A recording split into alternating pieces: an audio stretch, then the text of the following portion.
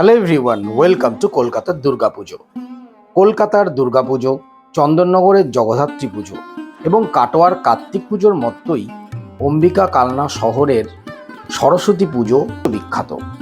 এখানকার সরস্বতী পুজোর যে প্যান্ডেল, তার কিছু ছবি তোমাদের আমি দেখাচ্ছি।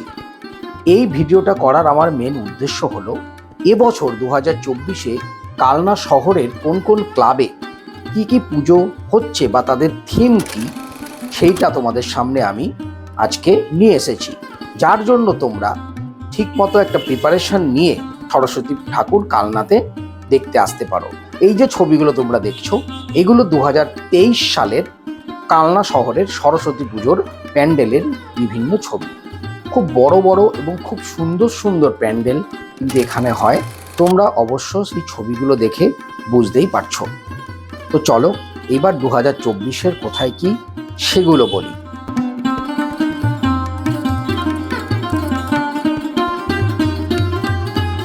2024-এ কসমস ক্লাব, এরা আলোর জন্য বিখ্যাত। নটরাজ ক্লাবের এবছর প্যান্ডেলে অভিনবত্বের ছোঁয়া থাকছে। এবার আসছি মধুবন রেলগেট, দেখছো এখানে লাইটিং খুব সুন্দর হবে। দীপালি সঙ্গের এবছরের হচ্ছে মৌমাছি। গৌরাঙ্গ সমিতির সরস্বতী ঠাকুর এরকম হবে।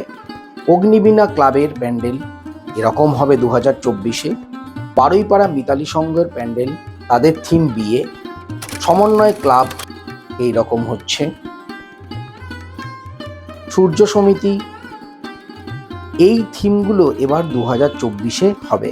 তোমরা সবাই কিন্তু অবশ্যই প্ল্যান করে নাও, একদিন কালনা শহরে অবশ্যই এসো ঠাকুর দেখতে। এই যে আমি স্লাইডগুলো দেখাচ্ছি, এগুলো হচ্ছে 2024 সালের বিভিন্ন বড় বড় যে ক্লাব, তাদের থিম।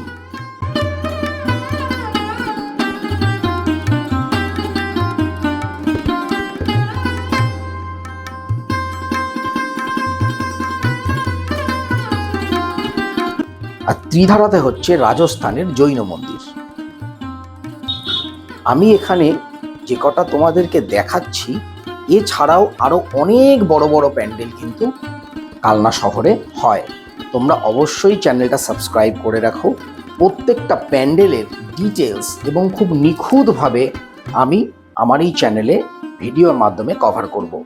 তোমরা তাহলে বাড়িতে বসেই, কালনাতে না এসেই পুরো ঠাকুর এবং প্যান্ডেল দেখতে পাবে।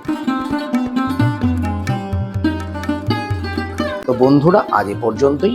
আবার দেখা হচ্ছে শীঘ্রই নেক্সট ব্লগে। সবাই খুব ভালো থেকো।